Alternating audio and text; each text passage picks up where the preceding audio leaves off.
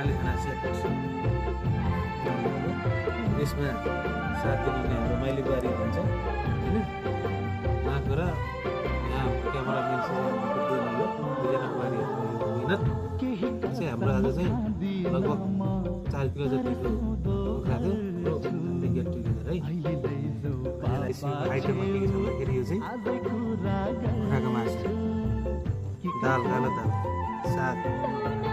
त्यसमा तपाईँको सलाद भइहाल्छ है गुन्द्रुकको अचार यो तपाईँको बुढी आलुको सब्जी फ्रेन्च फ्राई साथमा तपाईँको दही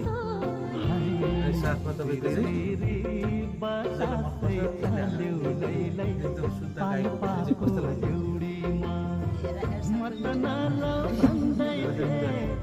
बुवालाई चाहिँ आजको यो सेट